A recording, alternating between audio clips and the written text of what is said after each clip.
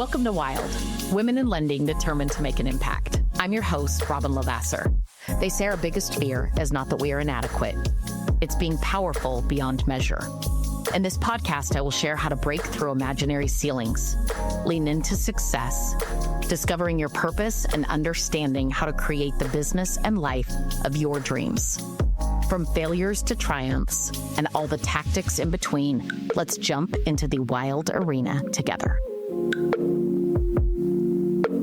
Yes.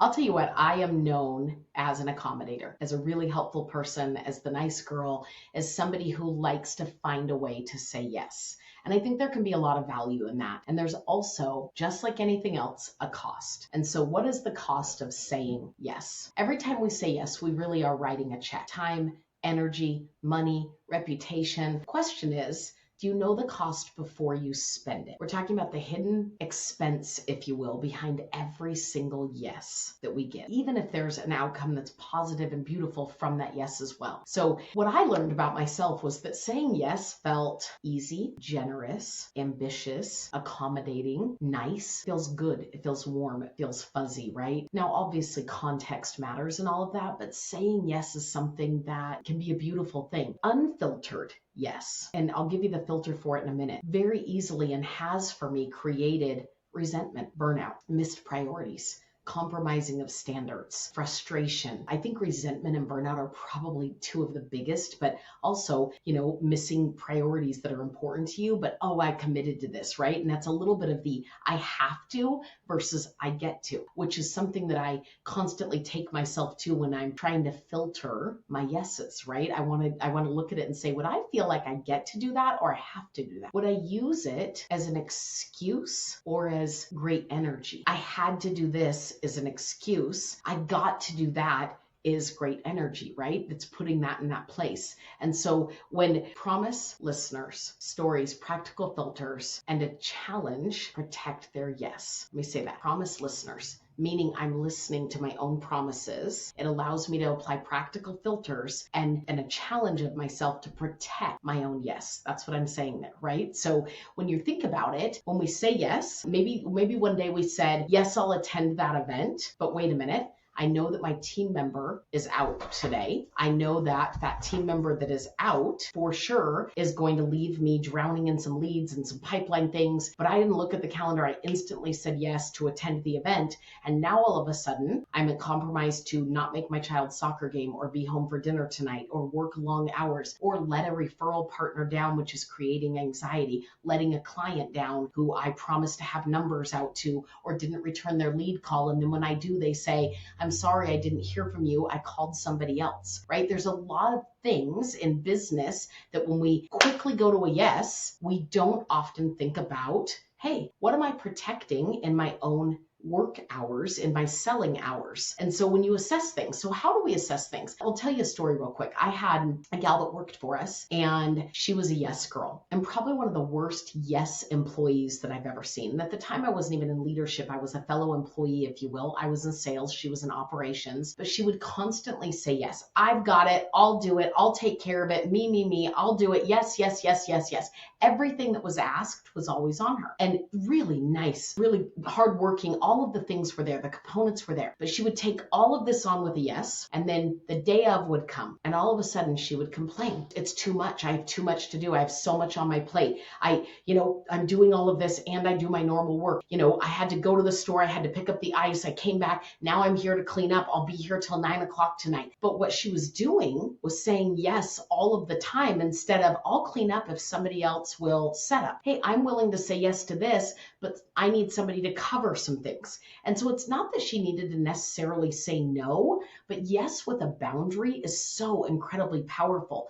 And she came to me one day and she sat down with me and she said, Robin, help me. I feel so frustrated. And she starts pointing the finger at every single person that ever asks her to do anything. And I looked her dead in the eye. And for the sake of, being ambiguous, I'll call her Susie. I looked her in the eye and I said, Susie, I have to tell you, I don't feel sorry for you. She's a little taken back. And I said, I feel like I can help you and give you some advice, but I don't feel sorry for you. And what I mean by that is this is nobody's fault but your own. You've said yes to everything, and now you are victim of your own suffering, right? Of your own choices, of your own yeses. And nobody expects you to say, don't worry worry about it. I got it. Give that to me. I'm a yes there. Yes, yes, yes, yes, yes, yes, yes, until all of a sudden you find yourself piled up with all the things you said yes to and feeling like not only is the world not helping you, but that you are letting people down and the frustration builds and that resentment builds. And I can't tell you how many times I've seen that in other people and I've been that person. So saying yes all of the time always comes with a consequence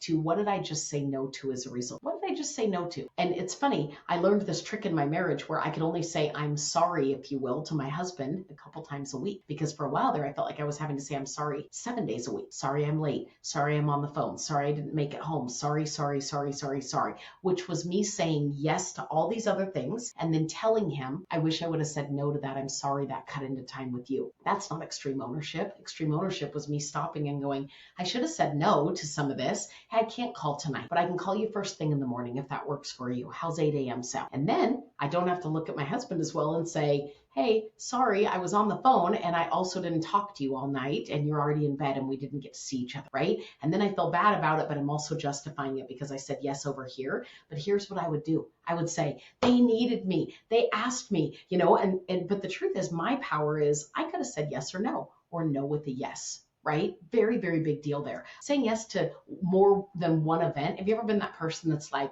I overcommitted, I've overextended myself. And so instead of just telling everybody the truth that says, actually, we're invited to multiple things and we committed to this one. Instead, we want to say, I'll try to make all of them. And I've done that before to where I end up making none of them because my sense of overwhelm has me just going, you know what, I'm not going to engage at all. And what did I miss out on because I was not willing to give somebody a no or an I'm sorry or a rain check, I'll see you soon, but we're going to go to this one and make the most of that and have the best time at that. And it's an I get to versus an I have, right? Like very big difference there. So when you're a leader, I love this statement. Somebody taught me that entitlement starts day one. Now that doesn't mean you lead with an iron fist and you're like, no, no, no on everything that's going on. But I'll tell you what, saying yes to everything everybody asks, it undermines sometimes fairness. It can erode culture. It literally lessens standards in general.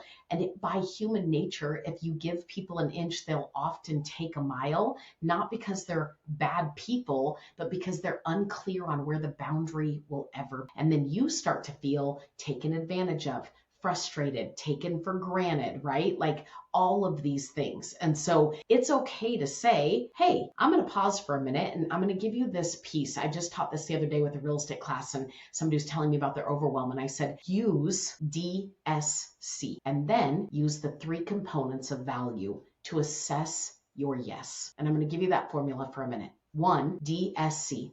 Do you have the desire? Do you have the skill set? Do you have the capacity? In the personal world, that's an easier place, but sometimes without even having the desire and or the skill set, you wanted to say yes because someone asked you to be the treasurer of a board. You might not even like the money piece. You really don't have the time and you're already saying yes to it because they really need somebody. And now you've committed to a job that you're not even good at. You don't have the skill set potentially. You didn't really have the capacity and maybe you didn't even have the desire, or you did, but you didn't have the capacity. So what I tell people is if you're lacking even one of those 3 components, you need to pause and see at what sacrifice you are accepting something that maybe you shouldn't accept. And you saying no sometimes makes space for somebody else to jump in who maybe can fill all 3, desire, skill set, and capacity. What a win. But if you immediately say yes, you all of a sudden forewent them looking for anybody else that would have been a better fit. How selfish is that, right? So there's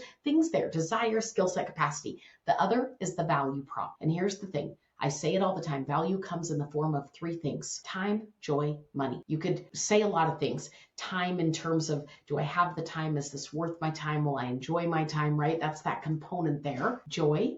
Is this going to be fun? Is this going to bring peace to me? Is this going to be, and it's not that it's all about us. Sometimes you do things you don't want to do. What other value is there, right? I might say the value is I'm going to attend a funeral of somebody I didn't really know, but the value for me is showing somebody that I love that did know them support. It doesn't bring me necessarily joy to be at a funeral, but it does bring me peace to know I supported my friend. So that's worth the time investment that I'm showing, and it has nothing to do with money. Right? Money is the other component of value. So time, joy, money. Money piece, you go, is this going to make me money? Is this going to save me money? Is this worth what I'm spending money on, right? Like, however that is. Now, all three value props don't have to be there in your yes, but you do have to understand what you're possibly saying no to in those value props. If I wanted to volunteer in all of my kids' classrooms and I wanted to be on the board for a whole lot of things, that's okay. But I can't also say that I want to have a really flourishing career working full time in an industry that really gives you back what you give it. And that doesn't mean 48 hours or 50 hours or 60 hours is needed. In sales, it's often a disciplined, solid 40 hours and then go do other things. But if the two things were at the exact same time, meaning I was volunteering in the classroom at the same time I'm supposed to be having lunch with agents, I'm saying no to something. It's okay for me to choose the classroom, and it's also okay for me to choose the realtor. But a yes with a no, or a yes with an assessment of what the no is on the other side, is what will literally give you free living. And you'll feel lighter, you'll feel more in control, you'll feel less resentful, you'll feel more joyful. And when you use desire, skill set, capacity, when you say the I